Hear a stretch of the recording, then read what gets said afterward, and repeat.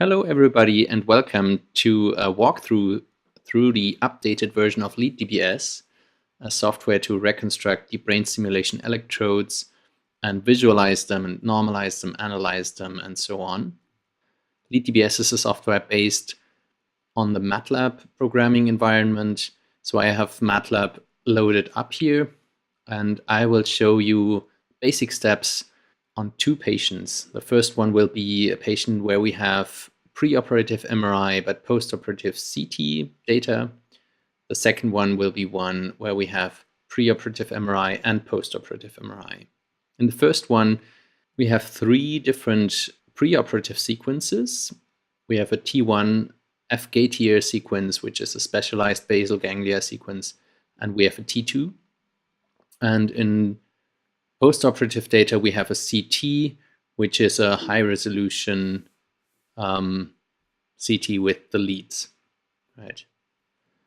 In the second data set, preoperatively, we only have a T2 that is a bit older, not so good quality. And postoperatively, we have also a coronar MRI, sagittal MRI, and transversal, so axial MRI. All of these are T2 weighted sequences, and we can use the three of them to reconstruct the leads. To start up Lead-DBS, you just type Lead-DBS into MATLAB after adding it to the path. And this is the main GUI. So we will go basically through the steps here and then visualize our results here. And to load up a patient folder, you can simply drag it onto Lead-DBS, or instead you can click on this button and select the folder. Not any files inside there, but just the folder. Then it's loaded up here. And if you click again, you can select the next patient. You will also see your recent patients in this drop-down menu, right? So you can quickly reopen patients from here. You can then also go through the same folder and select the next patient that is inside the same folder of this, in my case, lead demo folder. I did skip this step, the import DICOM step. You can find a lot of information of how to convert DICOMs into NIfTI format online. It works pretty well out of the box in Lead-DBS.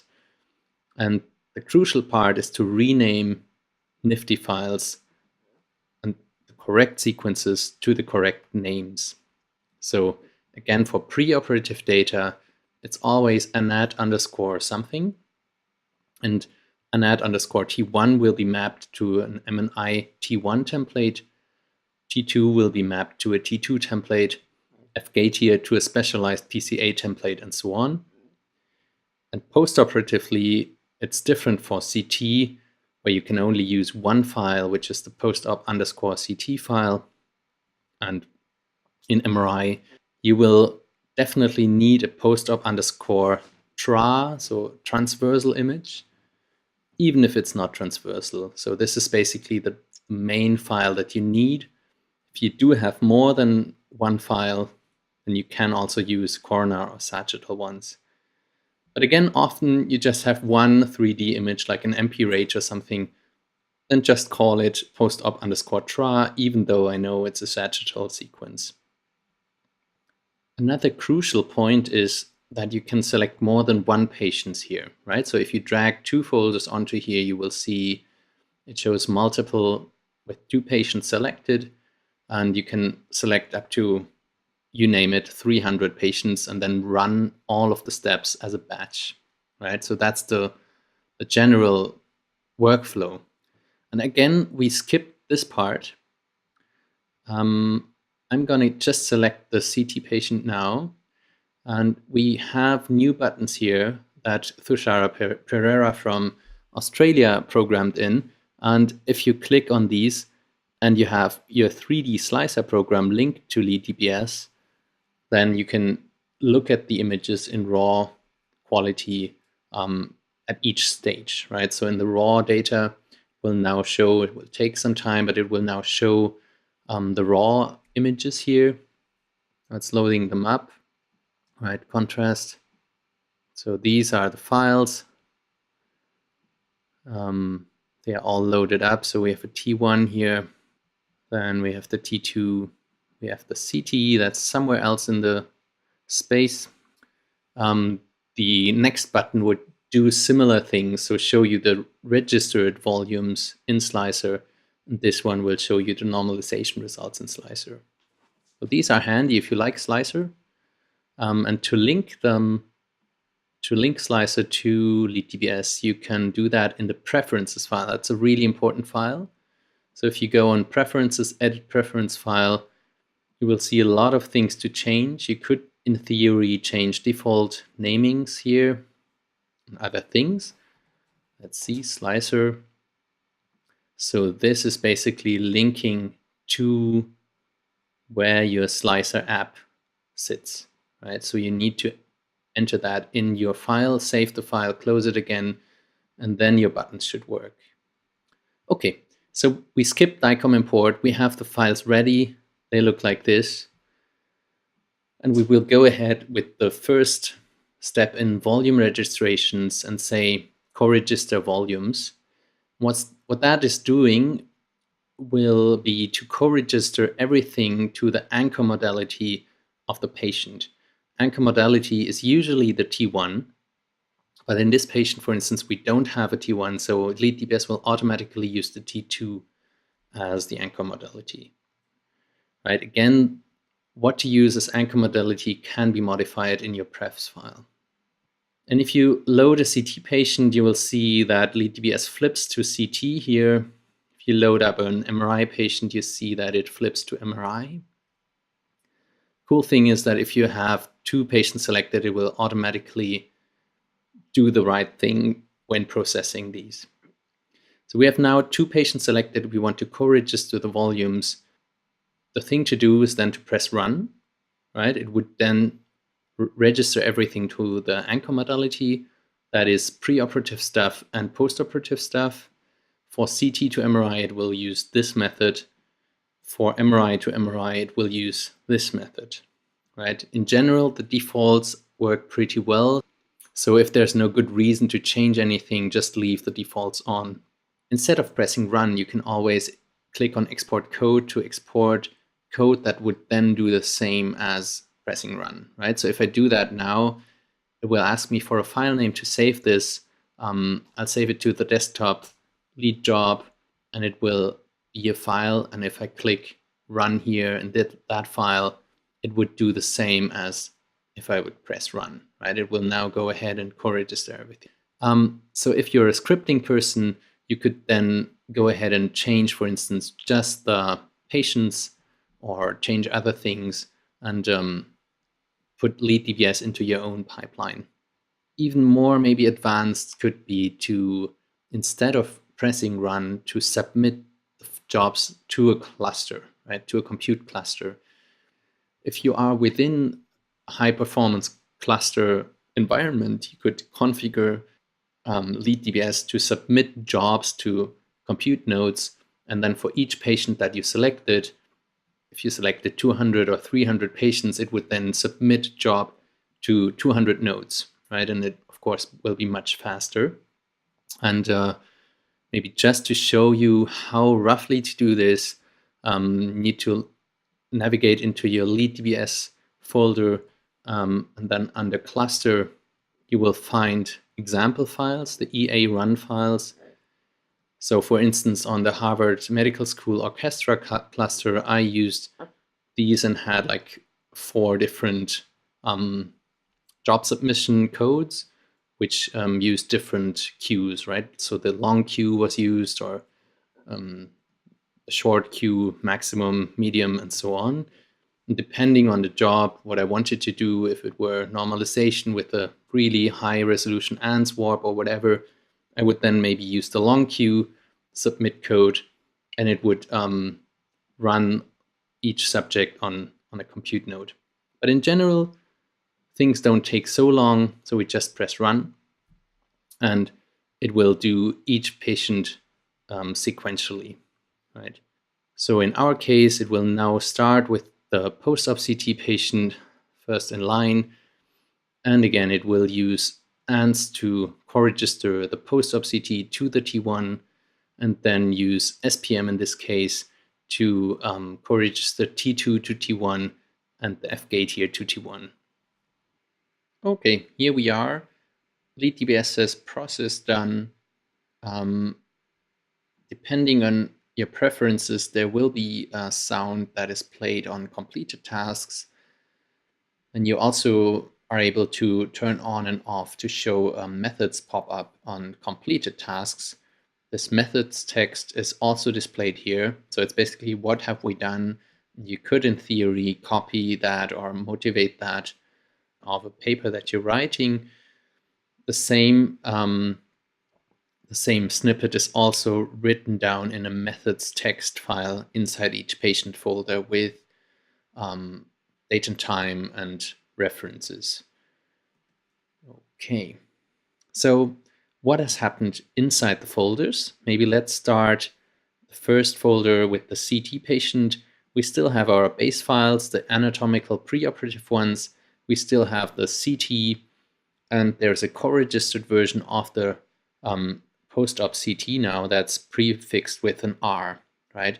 You will be able to see that this is the same size now as your anchor modality, so it's at least registered to that or resliced to that file, right? The same applies to these files that were different before, and the original copies have been called raw anat something, right? So this is our raw file. This is the registered file to T1. Hopefully, and it looks pretty good, they are registered well, but we'll check that later. And then there's a few other things. So we'll get to these images later. It's to check co-registration.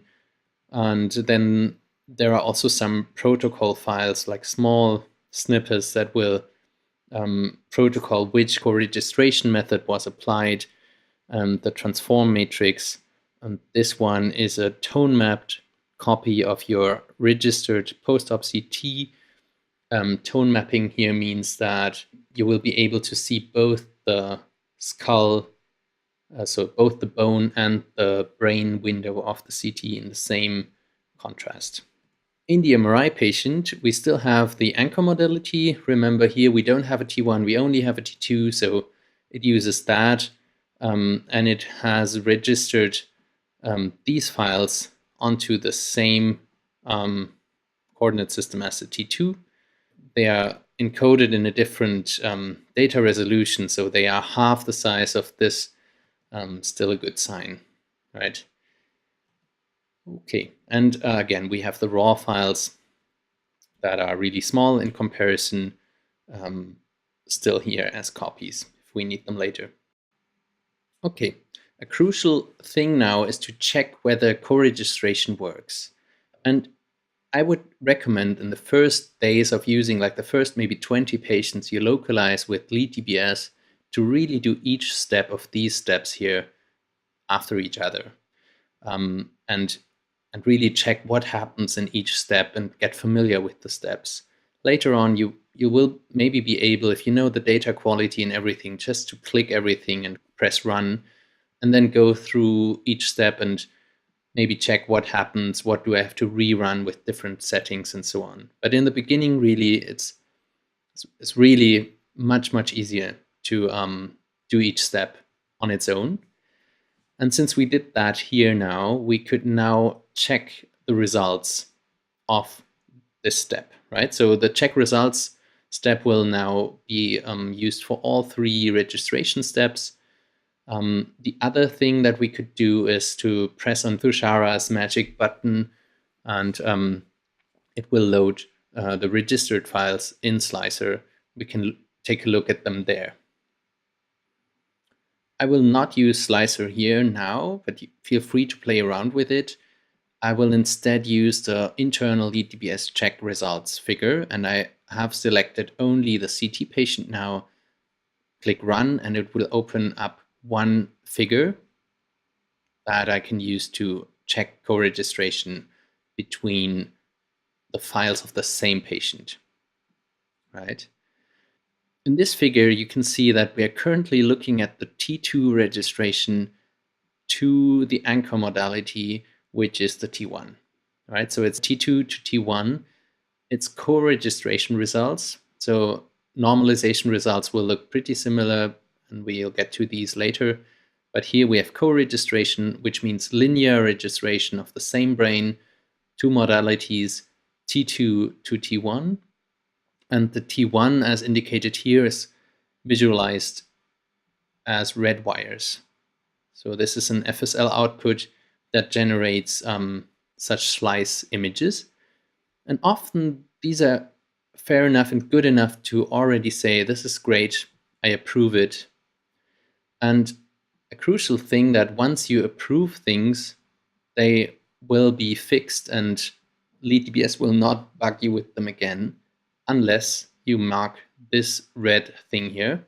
And we'll get to that later again, but that's what it means, right? To approve things means I have check quality, I say this is okay, don't bug me about this ever again if I don't explicitly ask for it. Another thing that you can do, so now we're looking at the F-gate here, 2T1, right? Looks a bit different. We can also look at the detail viewer, and it will open up the two images, and we can overlay them in more detail, scroll through them, and so on. So with the mouse wheel, we can now scroll through the T1 that we see, so the anchor modality. If we click, Lead-DBS will show the other image on top of that, right? You can look at these commands, so clicking to show reference image. While clicking, you can use the bigger and smaller keys to increase or decrease the size of the window. And another thing that you can use is the X, pressing X to show a hybrid view of the two.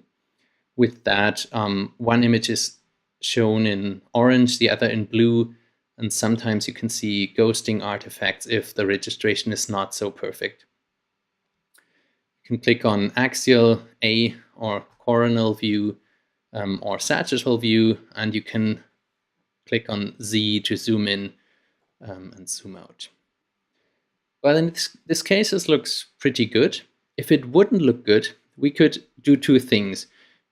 First, we could say disapprove and go to the next patient. So imagine you have 100 patients to check, just disapprove them and then rerun things with different settings, and it will only redo the patients that you disapproved or the registrations that you disapproved. The other thing is that you can quick fix it here. So right, you can recompute this specific registration using a different tool. So maybe SPM failed, but we can now use ANS or FSL and click on recompute, and it will then, after doing it, show you the updated result. But in this case, as said, this is great. So we say approve and next. And final thing it will show us is the CT, so the post-operative image, again, to the T1 anchor modality. And here again, it shows us the tone map version. So we are able to really see the brain and the bone, the skull in the same windowing. We can again open up the detail viewer and really check if everything is very precise. This is really crucial that things are as precise as possible, because that's really what we're interested in, right? We want to know where the electrodes are in relationship to the anatomy of the brain, right? For post-operative to pre-operative registration, there is another step that's called brain shift correction. So sometimes if this step is not perfect, but it's okay, it needs to be okay, but if it's not really perfect, this could be due to brain shift and will then be fixed in a later stage, right? So be precise here as you can, but there will be a second stage that will maybe fix really small errors. Okay, for now, approve and close. Everything is fine. We are done with co-registration. We just head to the next step, normalize volumes. Normalization here means to register the patient-specific data to the MNI brain or to whatever template you want to use. about that, you can change the template to use in the space menu. And the default is to use the ICBM MNI 2009B. That's the newest one available, nonlinear asymmetric template series of the Montreal Neurologic Institute.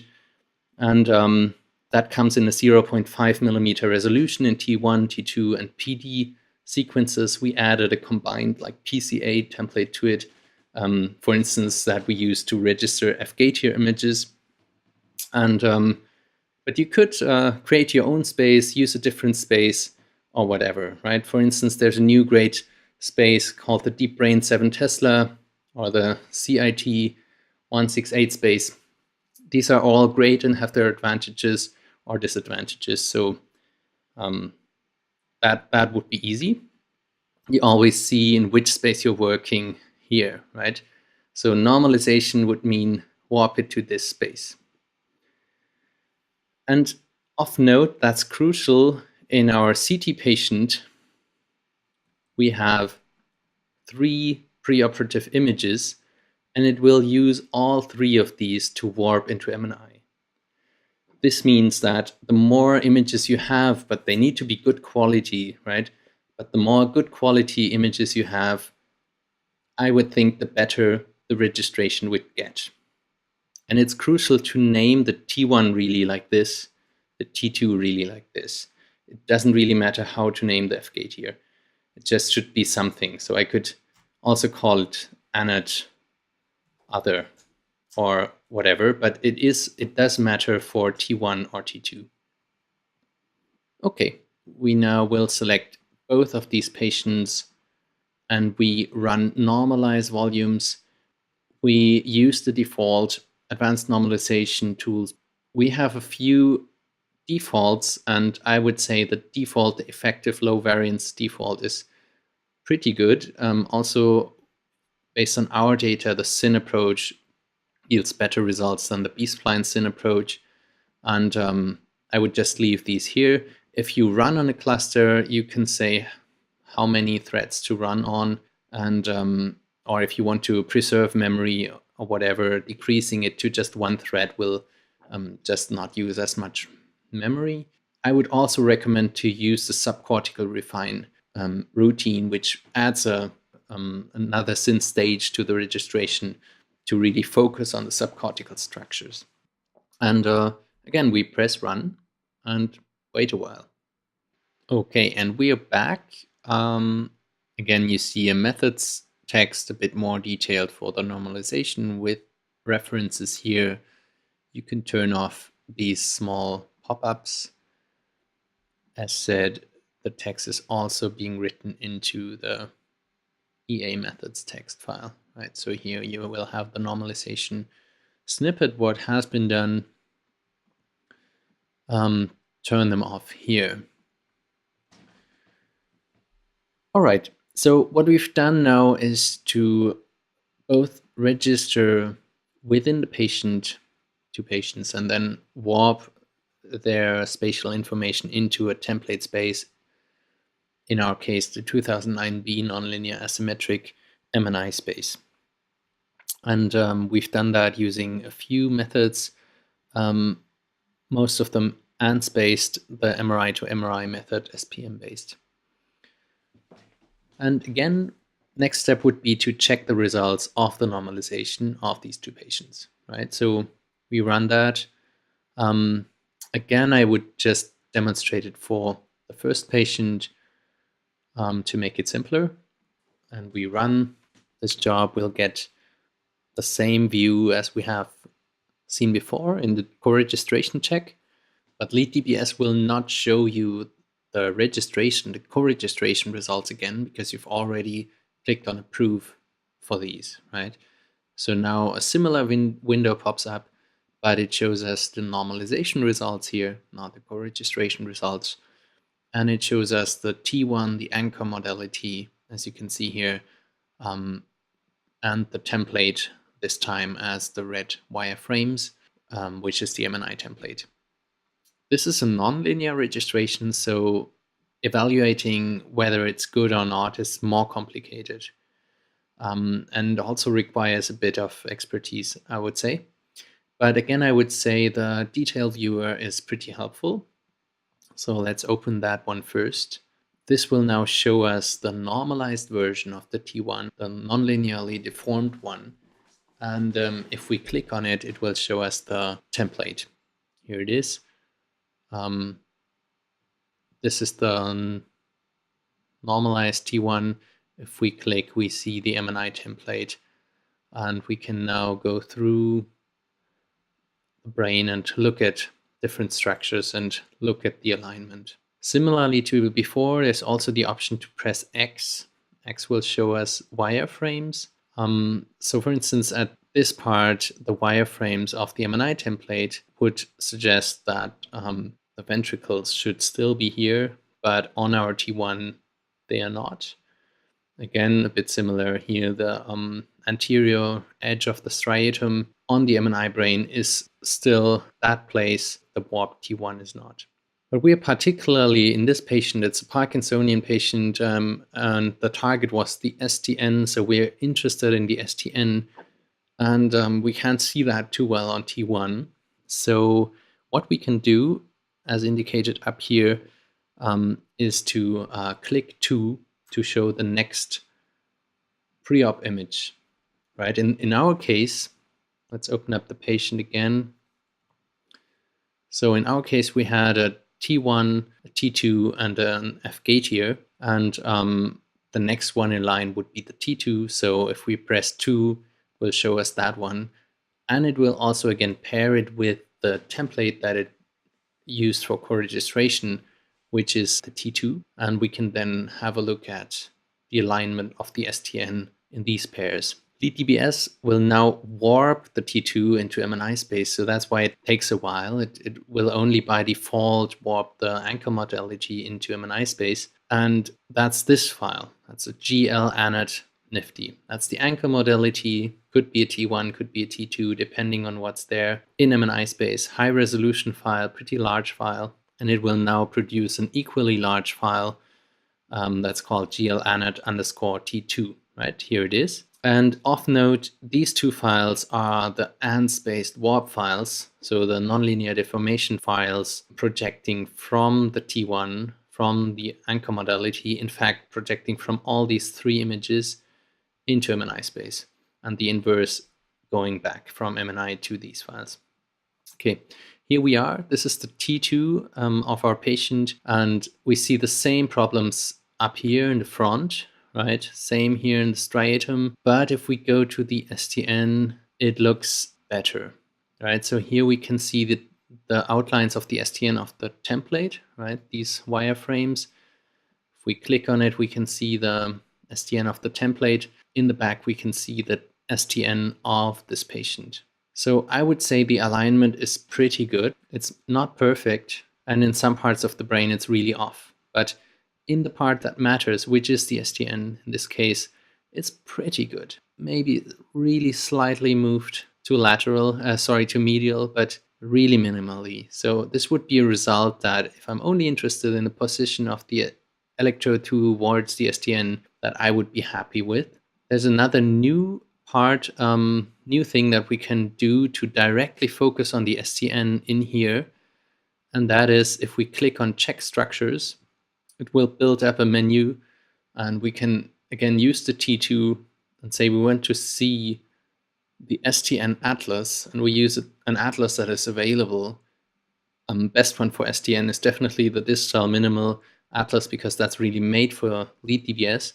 We select the STN, and it will show us one picture close-up of really the STN atlas. So the outlines of the STN are in red here from the atlas, and in the back we see the warped T2.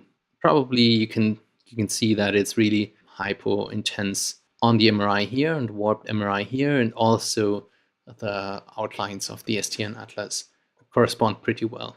All right. In that case, I would say that's fine. We can click on approve and close. The other thing, if it would not work, again, we could rerun. So we could, we could disapprove this one, and then rerun it from here and say we maybe use a different method or a different ANS preset or so on. Or we can, from in here, do just this one linear registration. Again, select a different method or different ANS preset and recompute this one and like stay in the same subject and look at that one.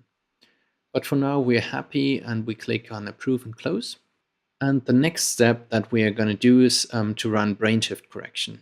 For brain shift correction, that's refining the postoperative image to preoperative image registration, the linear one, but focusing on the basal ganglia.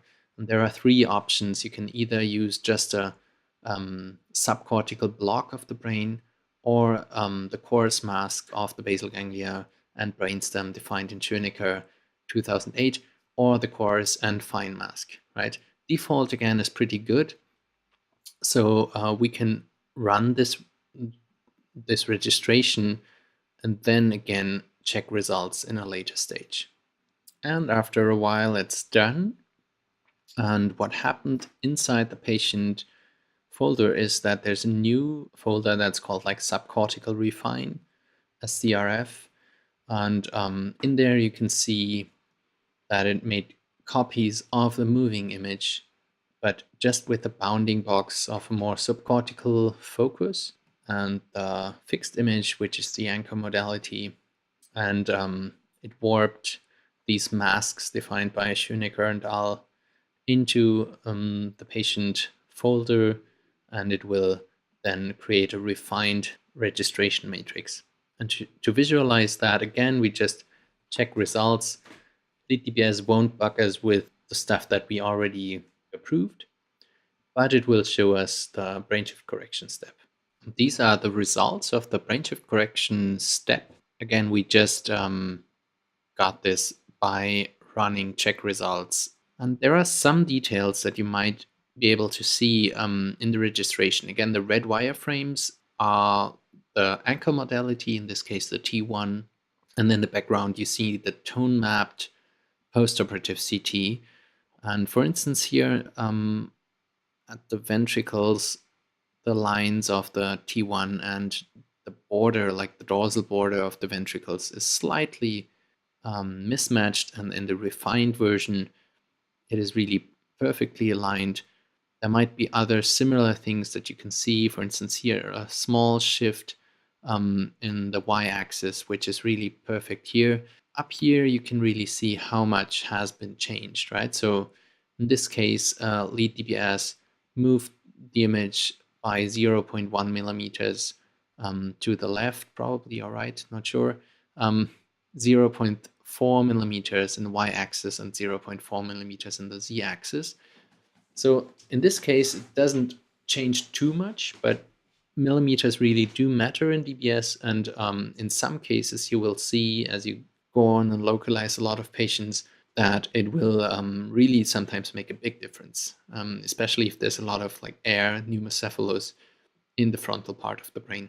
Again, here you could recompute this if you're not happy with the results using either no mask, which is the most robust, or the third option, coarse and fine mask, which might be the most precise, really focusing only on like subthalamic nucleus and GPI and so on, but that is not as robust, right? So my guess is most of like 90%, 95% of patients will have a good result like this using the middle option. And if you're happy, you just press approve and close, and that's fine. It's saved, it's stored. And if we now rerun this, rerun the check results option, nothing will happen, right? Because we have already checked everything. We have already approved everything. It won't show us anything else. Instead, if we do have like 2 patients selected, then it will show us the results of the patients that we have not yet seen and approved. So if we select both patients now and rerun this, it will only show us the results of the patient that we did not approve yet. So first one is done. already. Second one should be shown now. And here we are. In this case, the quick look images are not really working because these patients sometimes with postoperative T2s have a really hard contrast. So we would need to open the detail viewer and have a closer look. But as I already checked these, I will just approve them now, and it will now go through the second patient only. Remember, we have selected two, but we had one of them already approved, so it only shows us the ones that we didn't approve yet. So it tries to really minimize your workload, like the manual workload, by only giving you results that you did not already check. If you want to see everything again, it's really simple. You just also mark this check bar and press run. Then it will always show you everything. And the same applies to the registrations as well, right? So if we would rerun co-register module now, it would only run the co-registrations that we did not approve yet. So for the first patient, it wouldn't do anything.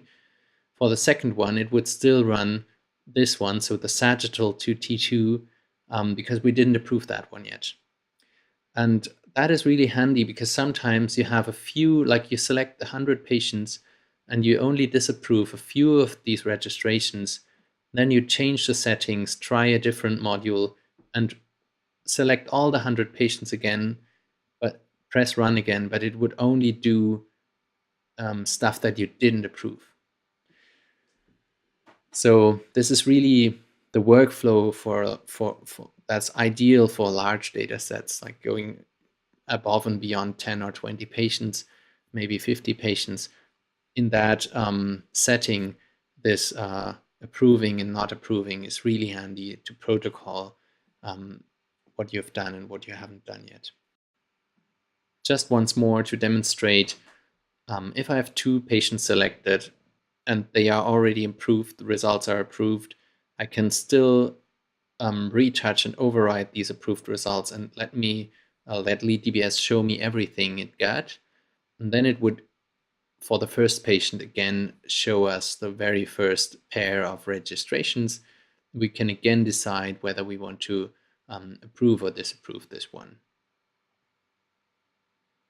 So here we are again, T2, T1 of this first patient, the CT patient, and again it shows us everything. So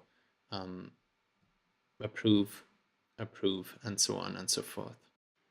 Okay, let's recap what we have done. We have two subjects. We have run all these blocks, so the volume registrations. So for both patients here, in my case, CT patient, MRI patient, we will now have registered all the preoperative data with the postoperative data here. And we have normalized these. So we have GL files of the anchor modality, we have the warp files into MNI space, and we have the postoperative CT warped into MNI space. And for Mac users, you will see green tags for the pair registrations that you approved. Right, so if you would have disapproved one, it would be red. Same here for the MRI patient. We have a GL anode file, that's the anchor modality. In this case, we did only have a T2, so that's why it's the T2 file now warped into MNI space. And we also have the 3 sections of the postoperative images warped into MNI space, plus we have the warp files. And in this patient, we did not run brain shift correction yet. There's no SCRF folder. In the other one we did. But we will skip brain shift correction for the MRI patient now and head to the next step, which is to really localize the DBS leads. Right? So we will start with the CT, and we will click on the next button, which is pre-reconstruct. There are 3 methods for CT. The easiest one and the most automatic one is the newest by Andreas Husch and Frank Hertel from Luxembourg, which they graciously contributed to Lead-DBS. And we will run that one to see where the leads are in the brain of that patient. Pacer is nearly done now, and Lead-DBS is now warping fiducials to template space. If you use the Pacer software, please also cite the paper, which is a really great one. To look at the results, we already go to the next step, which is to localize DBS electrodes manually. And this figure that you're going to see now is the most complicated one and the most manual one in the whole process of Lead-DBS. It's a figure that shows you the results of an automatic reconstruction, and it also shows you the electrode artifacts of the postoperative CT. What is pretty important here in this case is that this patient had electrodes that are made by Boston Scientific, so the new directed electrodes. So we should have selected these directly at the beginning, but there's no worry. We can just change them now, rerun the localized DBS electrode setting, and it will show us the right lead design. So now they are loaded up. We see the segmented lead here. So there are the segments, and you see the green star here. That's the uppermost contact and the so-called tail marker. And then we have the red head marker, which is the lowermost contact. And in these views, you can see where Pacer thought these contacts are relative to the artifact of the CT that you can see in the back. To be fair, Pacer did think this is a Medtronic electrode, so it had some difficulties to probably because of this marker part of the electrode, which is new. But this is what this figure is about. So here we can really manually adjust where to place the electrodes, right? And we are at electrode number 1 of 2 here. In Lead-DBS, the first one is always the right one. And we had selected only right electrode, left electrode. We could have selected more electrodes in case of rare occasions where we sometimes put in 4 leads into the brain, or in like epilepsy, SEEG. There are SEEG electrodes in here too. We could reconstruct more than 2 leads that way, right? And we can press space to switch to the next electrode, or we can also use these buttons up here, or the smaller and larger signs, right? So I can click here to switch between the 2 electrodes. In this view, I told you it's a bit busy, and it takes some time to understand it well, but the first view on the left is the anterior view. So we're looking from the front, from anterior. Here we're looking from the left, and these two are axial slices. So we're looking from top or bottom, and we can now see this marker, the red marker, is the same as here, is the same as here, and is the same in the model as here. So it should be in the center of the artifact here. And by using the arrow keys, we can move the electrodes around, like along the trajectory, right? If we press the shift key, the step size is larger. And if we press the alt key, it's even smaller. Then it's really tiny, tiny steps. Without pressing any key, we can move it along the z-axis, along the electrode. To move this around, like to move the model to the x or y-axis relative to the artifact, we need to select one of these markers. And we can do that by clicking on the 0 or 3 buttons, or just pressing 0 or 3 on the keyboard. And if we do that, the lowermost marker, so the red marker, will turn yellow. And now with the arrow keys, we can move it around, right? And now the trick or the task is to really try to make all 3 views as congruent to the data as possible. And that really takes some time to learn. And I've trained a few people with Lead-DBS already, and my experience is that it just takes time. So basically you just, in the beginning, you will think it's a bit ambivalent and not objective and so on. But if you've seen and localized maybe just 20 patients, then you will surely understand and have a really good eye for it. And then you will also not think it's so subjective anymore. And probably you will want to go back to your first ones because they're probably not too good. So this really takes some training and just seeing as many electrodes as possible. And it gets even more complicated with MRIs. You will see that in a second. But this view now would roughly correspond to what I think is a good reconstruction, right? So in each view, we have a pretty good fit between the model and the data, which is the CT in this case. Since this is a directed lead, we can also turn the electrode relative to the anterior pole, so to the frontal direction, using these buttons. Till Dembeck out of Cologne has been doing a great job on implementing these things, and together with the team of Cologne, they also started implementing an auto detection module that will soon become available, and you can already see the button up here in my developer version. Okay, so since I'm happy with this one now, I press space or I click on this check mark, move to the next electrode, and again, in the beginning, without selecting any electrode, the arrow keys move the electrode in the z-axis. Then I press 0 to select the ventralmost contact. I move it around in x and y axis until I'm happy. And again, this really takes some time. So be patient in the beginning.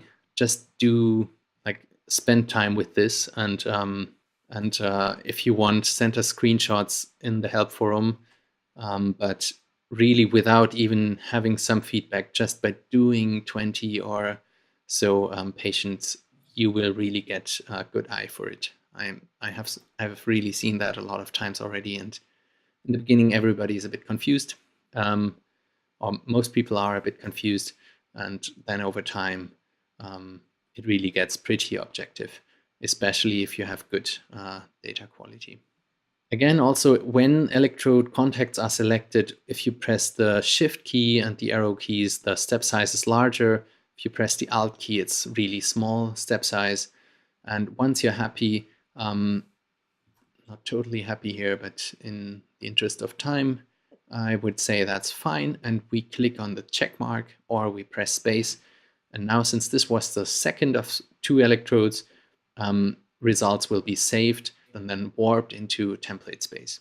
In this step, it will also check whether there is a additional transform for the brain shift correction step, and it will use this information to give you really precise results. So for this patient now, we are already done with the basic steps. So we could click on Render 3D and it will pop up the results. But I also want to show you the same step for MRI, so for postoperative MRI. So I will close this figure for now. I will show you the same process in an MRI patient, and then we will look at the results of both patients together. So same thing. In this case, we have to start with pre-reconstruct again. There is no pacer option now because it's an MRI patient, right?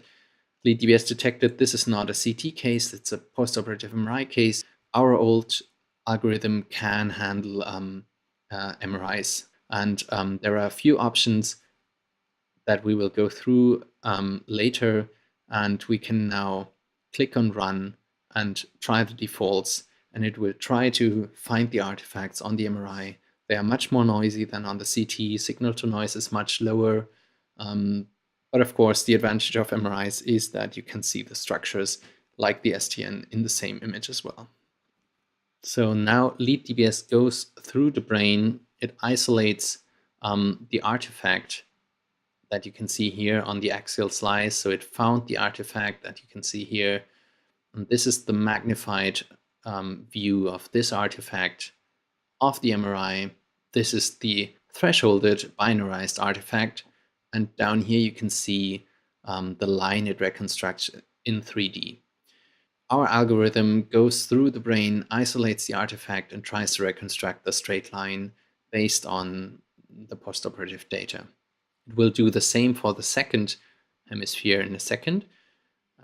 Okay, it is done. And maybe just to tell you what these options are, they are only available for the TrackCore algorithm. So basically, this target option is to where the search algorithm will start. So anything that's standard like STN, GPI, and Vim will probably work well with this setting. More frontal targets like the CG25 will work with that. And if you're not sure, just press manual and you will be prompted to click on the leads once. The second thing here is the mask window of this small white mask that I showed you that is going through the brain and really isolating the lead. Auto usually works pretty well, but values between 7 or even 25 could sometimes help, depending on very noisy MRI quality whatsoever. Sometimes you just need to try a few times with different settings, and you will be able to get every lead in. In the worst case scenario, if it's really weird, something in the cerebellum or whatnot, you can use the manual option where you just click on the tip and click on the shaft, and then you're done with it as well. Let's see what the algorithm found. We run the next step again, and this time we have a Medtronic 3389 electrode. It's an older patient, and you will see something like this. So it's a similar figure. Again, this is just one electrode, anterior view, left view, dorsal view with the two markers. So in that case, again, lowermost contact and uppermost contact. And again, without having anything selected, we move the markers or the contacts around in the z-axis or along the trajectory. With the shift key, step size is larger, alt key is smaller step size. We can select the lower marker, the lower contact, by pressing the 0 or clicking on 0 here. We can then refine registration and try to get everything into alignment. And as I said in the CT case, this is really tricky in the beginning. You really have to develop an eye for it, and just seeing many of these views will at some point make you more confident. The difference to CT is probably that it's more noisy, and it really depends on the quality of the MRI and so on. So what could help here is to increase the contrast of the view with these buttons up here, or also the same thing for the offset. Sometimes that helps. And what also helps is to hide the structures and just look at the data itself. You can also do that by pressing the H button for hide, toggling on and off and looking at maybe where the contact is. What sometimes helps is to imagine in most MRIs like something like a bigger bubble in the dorsalmost contact. So usually the dorsal contact is at the bottom of this larger bubble. In the lowermost contact, there's usually these two hyper-intense artifacts that are very characteristic, and they are usually just that they form a line that go beneath the lowermost contact. But that doesn't apply to every single patient. It's just like sometimes helps. And once you're happy, again, press space or click on the check mark, and the next electrode will be shown. Here, for instance, on the left view, you see an offset. So the line should be here, but it's left of it in this view. So what we can do is select the uppermost contact and then use the arrow keys to move it more into direction. Maybe overdo it a bit because we have to also do the same for the lowermost one. And you see in the same time, these also move more into the center of this artifact. And then the same on the anterior view, right? So now it's a nice straight line. Maybe we can go a bit more anterior. These are not in the center of the artifact. Like, try to find the best match to the data possible, right? Sometimes it helps to really try around. So we could also move that one to the center now and just see how it looks. And maybe we even happier than with that solution. Sometimes that's the case, not always. Really focus on the axial slices now and move it to the middle. Oh, it's pretty good. Yeah. So it really helps to play around as much as possible and really get acquainted to these figures. Okay, that's fine. We are done. Electrode 2 of 2, and we press space. Everything is saved. In the background, MATLAB will warp the fiducials to template space, and we have that patient finished and processed as well. Okay, now let's look at one of our patients, and let's look at the CT one. That's one with the directional lead, and we will have a look at the results. What we can do here is to select an atlas of the ones that are shipped with Lead-DBS or your custom atlas. We can also decide whether we want to show results in M&I space, so in template space, or native patient space. We will go for M&I space now, but it's really just selecting this one to look at results in native space as well. And in that case, Lead-DBS will use the inverse deformation fields, so this file basically, to port the atlas into native space, into patient space, and visualize it there. If we run this, we see the electrode visualization, and we see the atlases, and it's basically a 3D viewer that can be used to visualize our results. This viewer, we can zoom in, zoom out, and rotate the scene as we want. We can also move around the anatomy slices. If you are interested in a particular millimeter value, you can enter it here. So -30, we'll move it to the M&I space coordinate -30. You can make them partially transparent if you want. And you can also select which template to use, right? So we can switch to the T2 template. You can also switch to the PD. Maybe more interestingly, we could also use the patient preoperative T2 image, which will be the warped M&I space version. And here again, we could compare the results of the warp with the Atlas STN that is in M&I space.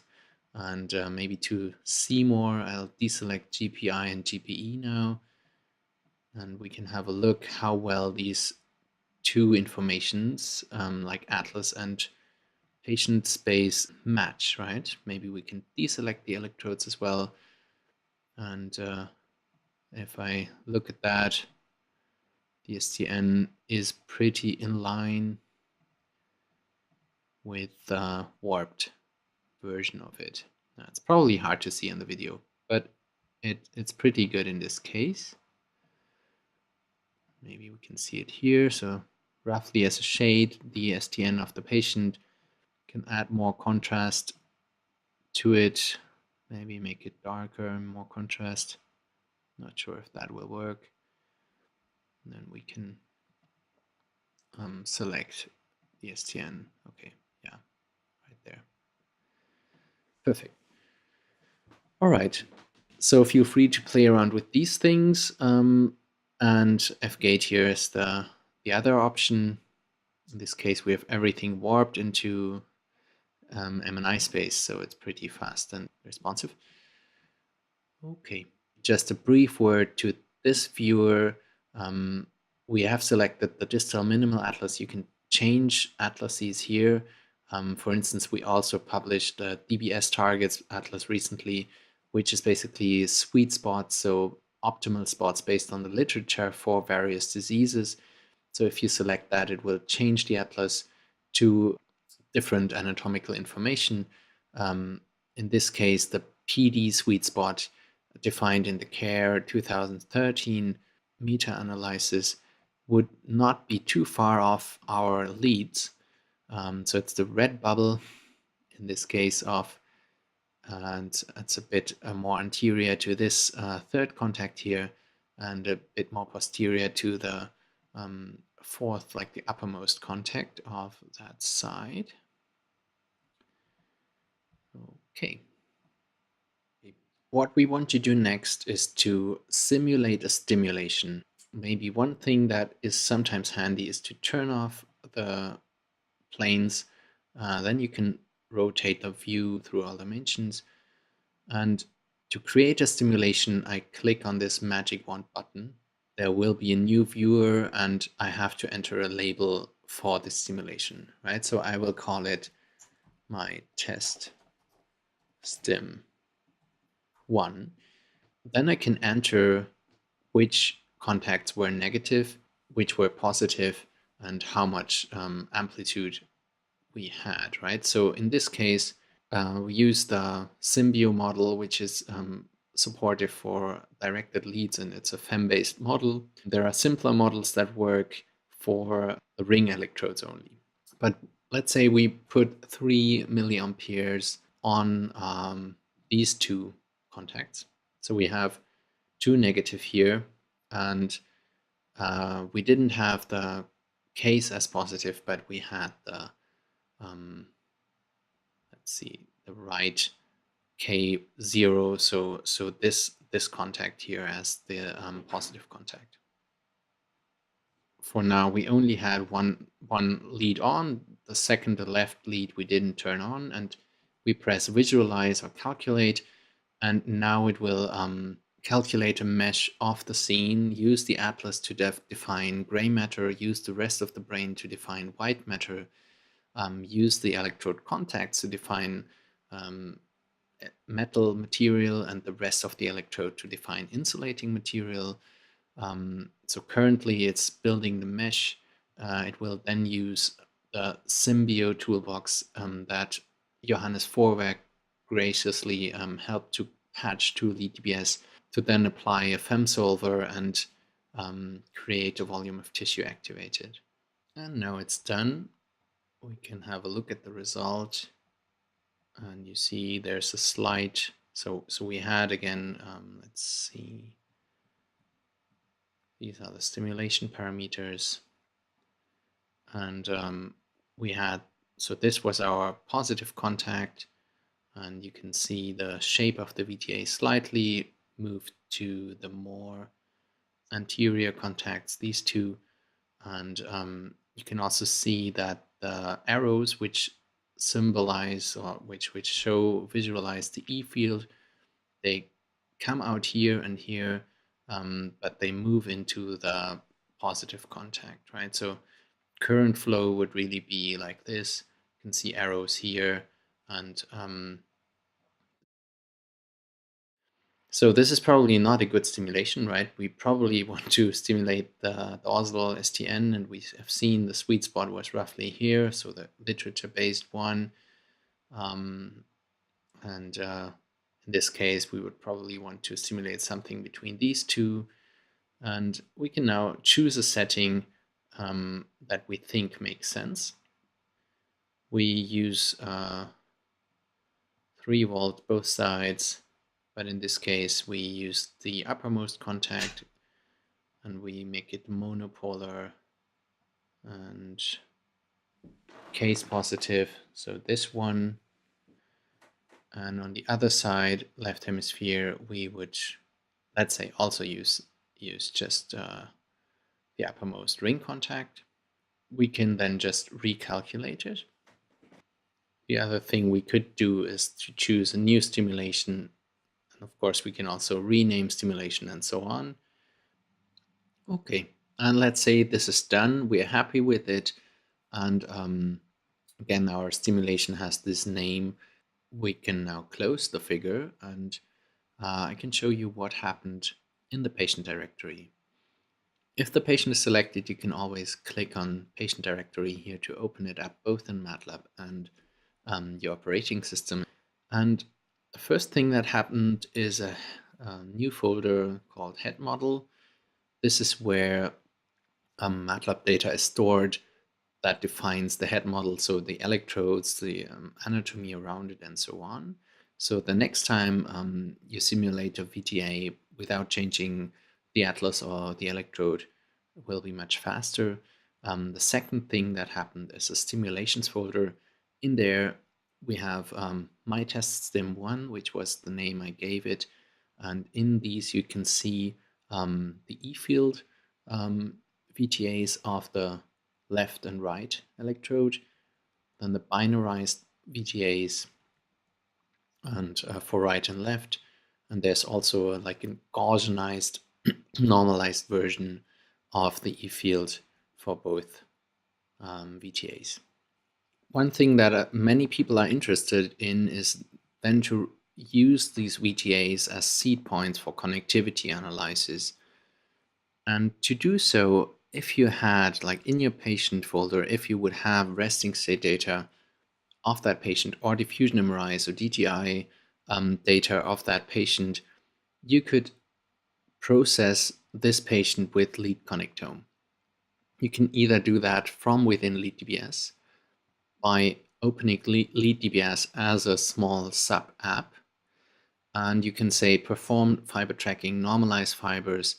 If you're interested in connectivity matrices or graph theory, do that as well. Compute graph matrix. The same for functional connectivity. You could compute the connectivity matrix. That would be one option. You can also say it would result in the same thing to open the patient in Lead Connectome.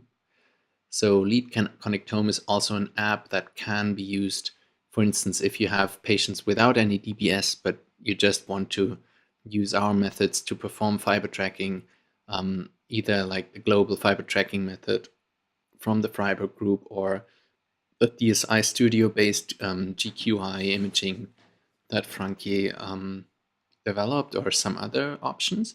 We have a lot of parcellation schemes that authors contributed.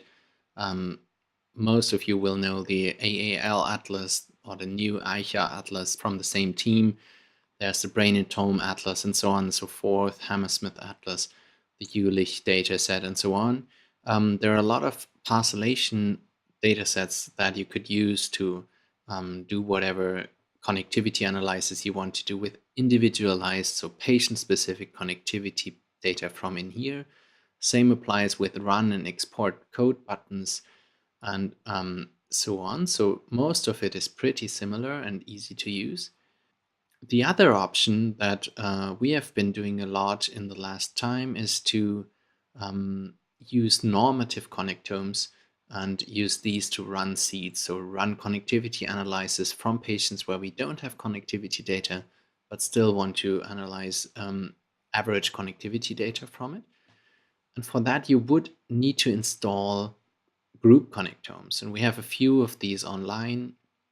So with the install menu, you can download these connectomes and then use them in analysis. I have just plugged in my drive where I store my connectomes. They are on the external drive, and in here you can see diffusion MRI data with all the connectomes and fMRI the same. And now the install menu also shows that I have them all installed. To now run the seed of this patient, quickly reload it, I can use the lead mapper tool, lead connectome mapper. So I open the patient in that tool. It's another app we have. And now we have the patient loaded here, and we can say, okay, we have the test simulation, my test stim, as a seed, and we want to run connectivity based on, let's say, the Human Connectome Project 30-fold group connectome, and or let's use a PPMI Parkinsonian dataset, and we do use for functional connectivity also the patients from a similar dataset, same cohort. We want to create a connectivity map from the seed, so from the VTA. And we can run that now. Now it will create copies of the VTAs that are in the space of these connectomes and run connectivity analysis on the normative connectomes. So as you can see, it's currently working in the stimulations folder of my patient dataset, and it already created a results folder for the structural connectome that we have based on Parkinsonian data of the PPMI project dataset. And currently, Lead-DBS will load that, load this connectome, and it will take some while, but it will then create nifty files that map from the VTA to the rest of the brain. Okay, so it is finally finished. It is near midnight here, and under the stimulation folder, we have the stimulation name and then results from the two connectomes. One is the structural one. Here you can see the fiber tracts originating from the VTA. This other tract is apparently a bit behind or in front of this plane. And in the PPMI, in the functional folder, we have similar files that are, this one is the average R value, so the average functional connectivity score seeding from the VTAs to the rest of the brain. The FC files are the same Fisher Z transformed, and then there's a T file, which is T-score across the 74 PD patients.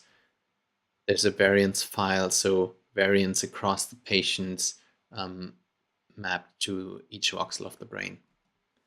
Just to quickly show you, if we open up one of these files and overlay them onto a brain surface, for instance, just the RMAP or the FC RMAP, and say everything positive should look like this, and then we add the same RMAP and say negative values.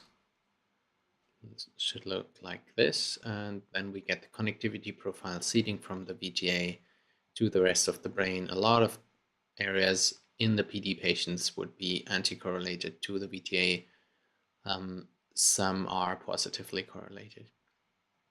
Just for the sake of completeness, you could also overlay the tracts, then go to SMA and M1 as expected. All right, so this is a way to create connectivity profiles from VTAs to the rest of the brain using a normative connectome. So not patient-specific data, but normative connectomes. And one maybe last thing that we added recently is to use these connectivity profiles to predict clinical outcome. And for that, we have a new app that's called Lead-Predict. So Lead-Predict is not yet totally useful. I would say it's work in progress, but it might become something useful at some point. So the idea is that we can define models, predictive models. The only one that is implemented is the one from our Annals of Neurology study 2017, which uses these connectivity information to predict clinical outcome. The only thing it can predict is the percent UPDRS3 improvement. But in the future, we might be able to add new, or you might be able to add new predictive models into Lead-DBS that other people can use to test and validate predictive models in their cohorts. So what we do is we select the patient, we select which simulation to use for the predictive model, and we, in that case of the Annals prediction model, we can use structural connectivity and functional connectivity. We can say we use the pre-computed PPMI 90 data, the one we just created for both, and then we just run that, and then it will generate a report for us. And here we are. This is the prediction result for our sample patient post-op CT with the stimulation, my test stimulation 1. And we see the active contacts, the amplitudes we used. And here we can see the optimal fMRI profile from our study, from the model. And here we see the VTA fMRI profile from this patient, right? Again, using normative connectivity. We see a few differences here, but it's quite similar. The same with the diffusion MRI profile. That's the optimal one, that's the patient one. And the model predicts an improvement of 84.0%. And as you can imagine, depending on the stimulation here, we would predict a different improvement score. If that's correct or not, I cannot say, but in our study at least we found that the average error is for 15%. So it's not yet really useful clinically, but it is a framework to test such predictive models and further develop them, make them more robust and more precise.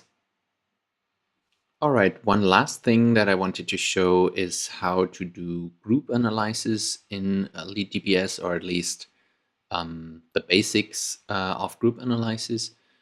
And one thing you need to do for that is to create a new folder, and we call it maybe my group analysis. And then one option is to just open lead group, press enter. And the other option is to have your patient selected here, and then you go into open in lead group, and it will create a new lead group file for you. But let's go the conventional way. We enter lead group, and it will open up a pretty large and busy GUI, and we can now first define where the group analysis will be stored. We can do that by dragging it up here or clicking on the button and selecting that. Right, select that in here. So, and then inside of our folder we have a new file that is basically all the group analysis information. And we can now add patients here by clicking on add or by just dragging and dropping the patients on here. Right, so we have an analysis now with 2 patients.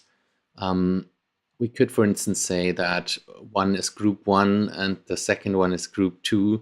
Of course, makes more sense if you have maybe 10 group 1 and 10 group 2 patients. But we can then also define colors for the two. Let's say group 1 is this color and group 2 is this color, and that's fine. Now we can see group colors are defined. We can also define stimulation parameters for these to say how they were stimulated in this certain setting. Maybe let's say 3 milliamperes here, and we have the segmented lead again in this one, 2 here, and then next patient, and press save. And now we have the stimulation parameters stored in the file as well. Another thing is that we can add variables. For instance, in this case, let's say we define the UPDRS 3 improvement scores. We choose one variable per patient. We could also add in, for instance, hemi scores, left and right, separate scores, so one variable per hemisphere. For electrophysiology, maybe clinical testings where you had variables for each contact or each contact pair. You can also do that. But let's say, just to make an example, 0.5% improvement, so 50% improvement in the CT patient and maybe only 20% in this one. And we call that variable UPDRS 3 improvement, and press save. And now you'll see there will be a new variable here.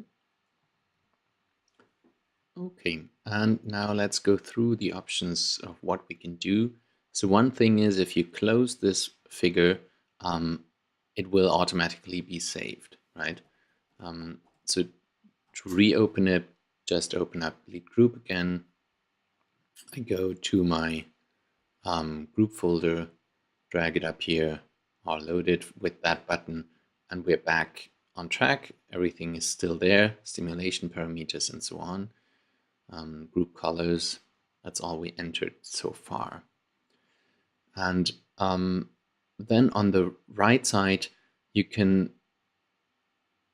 generally say which data sets you want to use to analyze your data. For instance, we want to use, again, the distal minimal atlas with a good definition of the SDN. For instance, now we do not want to calculate any connectivity stats. That would take too long, but you could choose a connectome here. And if so, you can also decide which brain parcellation to use if you're really interested in connectivity values from within Lead Group. But the first thing maybe that many people want to do is really to visualize the results, right? So we can say, show the passive contacts, show active contacts, highlight active contacts, visualize electrodes, not transparent electrodes, not point clouds, but just electrodes, and then just click on Visualize 3D. Note that we have the two patients selected here. That's the result. And please note that I selected both patients here. So if you have a long list of patients and you want to only visualize a few of them, just select the few of them, click on Visualize 3D, and then you can look at these electrodes selectively. Another option is to deselect the patients that you want to show in the Lead Group file, right? So in this case, I could easily deselect these two and only look at the other two. Active contacts are highlighted since we marked highlight active contacts here. And we also note the group colors, right? So the electrodes are colored by the group in which they were. So for instance, responders could be group 1, non-responders could be group 2. You could easily just visualize these results. I only wanted to give you a brief overview. There's really a lot to do in Lead Group, but one maybe most important option is to click on the Prepare Stats button, which would open up each of your patients in the background, visualize and calculate the VTA of your stimulation parameters, store it inside the patient folder, and if you selected to calculate connectivity stats as well, it would also run connectivity from these VTAs to each region in your brain parcellation that you selected here. And in the end, you could then correlate, for instance, the UPDRS3 improvement, so the variable you have selected here, with, in this case, intersection between the VTA and a certain region of interest, so the STN, for instance, here, or correlate the same variable with fiber counts, for instance, to motor cortex or SMA, right? So I will do that now, and it will now store everything and start with patient 1 in the background, loading it up and calculating the VTA of that patient. And Lead Group will calculate, will create a new stimulation file in here. So we have my test stim 1 from the first stimulation that we had, that we did manually, but it will always add a GS underscore something stimulation file. And that file is basically unique to your Lead Group ID, right? So the Lead Group analysis has an ID that is automatically assigned, And if you have several analyses of the same patients, involving the same patients, they will always have their own GS underscore something simulation inside the patient folder, and things will not get mixed up. And that is a way to, for instance, make a group analysis, just to name an example, for motor effects and one for non-motor effects.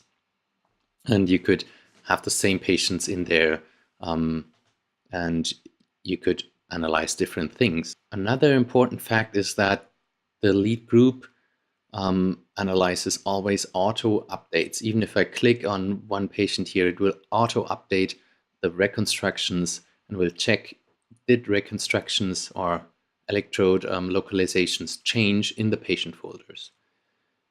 So for instance, if you have 100 patients in here and you see some of them are really strong outliers, you could open them up again in Lead-DBS. Potentially there was some problem in normalization or in co-registration or something, and you could still change the localizations, and the lead group analysis will auto-update on that. And if you don't want that, so if you want your lead group analysis to be independent and transferable, there's a button for that. It's called Detach from Single Patient Data. And if you click that, it will be autonomous. It will not use the single patient folders anymore. And it will process everything in that folder. And that would be also an option to give it to colleagues. For instance, you localize all the patients. Another colleague will work on just the localizations, maybe do some stats, and you could then just give them this small folder without all the bulk of the imaging data that you have in the patients in here. So that's a good way. You could just maybe create a duplicate of that, load it up, detach it from patient data, and send it to your colleagues. It's just as an example. Maybe let's go through some other options that I won't show in detail here. So on this section, you can also map the regressor, which is the variable here, to coordinates or to VTAs. You could use that to determine maybe an coordinate-based or VTA-based sweet spot of UPDRS3 improvement. Other options are to visualize point clouds, sometimes much more easy to see. And then if you select on point clouds, you could also color the points by the regressor. And if you select point clouds, it also makes sense maybe just to show the active contact, not the passive contact. If you only show the active one, you don't need to highlight the active contact, but then color the active contacts by UPDRS3 improvement. If you have a large group, that could give you some information of where improvement is biggest. But now let's see, since our process is done, what has happened in the patient folders. As I told you before, in the stimulations folders, you will always now have GS underscore with the identifier of the lead group file. And yeah, in there, same thing as if you had done it manually. You have the VTA E field, that's the thresholded VTA, and here only for the right hemisphere. In the other patient where we entered 2 VTAs, so stimulations for both, we will have 2 files, one for the left, one for the right. And what lead group also did now is to calculate, for instance, the overlap between each VTA and the STN, or let's say the STN motor part, right? And we could now correlate the variable selected here with how much of the motor STN has been covered by the VTA. And we can do that by selecting patients of interest and by clicking on this button. I hope it works with just 2 patients. Of course, usually you would need more patients, right? But it now shows us a very negative correlation of our 2 patients that are all, of course, fake values, so it's no surprise. And here you can see that you have 70% of VTA inside the STN motor, and in that patient we also entered a 0.2, so 20% UPDRS improvement, and in the other patient you only had a 30% overlap, but a 0.5 UPDRS3 improvement. But I'm pretty confident if you, in this case, enter real values, so I've done this a lot of times, for this simple analysis, it would usually work, right? So the more STN motor is covered, the higher the improvement. Okay. Similarly, you could do the same in a two-sample t-test, right? By dividing by the group. So by saying first group of responders has more STN motor VTA coverage than the non-responders, right? That would be this button here. And if we had calculated connectivity stats from the VTA to all of the ICHA or whatever pacillation regions we want to use, we would see these regions in here now. We could, for instance, select the SMA and again correlate the UPDRS3 improvement with how many fibers went from VTA to the SMA. So that's a similar analysis that works in connectome space. And just to briefly mention the last button that you see here, that's the Generate Target Report button. That is simply giving you a table of which contact of which electrode in these patients is inside or outside the selected region. So if you select STN, click on that button, you will get a table that shows you which contact is inside or outside the STN. That is it for my walkthrough. And I did not cover Lead Anatomy, which is a small app just showing, like, just for anatomy exploration that you can use for DBS patients, but also for other imaging data if you want to see whether a stroke falls into which thalamic area or something. Lead Anatomy can be handy. And I did not show lead group connectome, which is rather for really graph theory connectome analysis on the group level. Again, not so much focusing on DBS, but rather on generalized whole brain connectivity mapping. I did not show lead OR. That's really still in development. It's planned to be a software for the operation room that uses Lead-DBS methods. And but I think I did cover most of the rest. Maybe one last thing that I wanted to show you is on the website of leaddbs.org, and there is a help support section here, and we have basically two channels that we can use to support you and that you can use to get information. The first one is a forum. That's a web-based forum where people can ask questions and we will answer them. The second one is a Slack user channel that is pretty active. Slack is a chat room where you can answer questions more in a like chat type or WhatsApp type of way. Another thing that some people don't know is that we try to generate knowledge or techniques in our knowledge base. For instance, there is a Atlases resources website where you can see description about all the atlases that we have, or even the ones that we are not allowed to include into Lead-DBS. And the same applies to cortical atlases, so whole brain parcellations.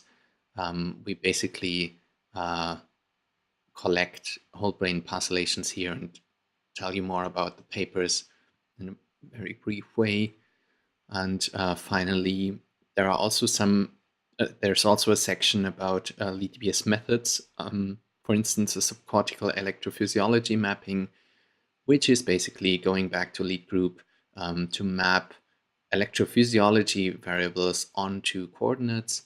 And another thing that we developed is to convert ACPC to MNI coordinates, and you can see the tool for that in here. So in Lead-DBS main GUI, there's a convert ACPC to MNI coordinates, and you can select patients on which to convert ACPC coordinates to MNI or back, right? There are two buttons for that. And yeah, I think that's it. So once again, thanks so much for your interest and time. And please let us know via Slack or forum if you need further help.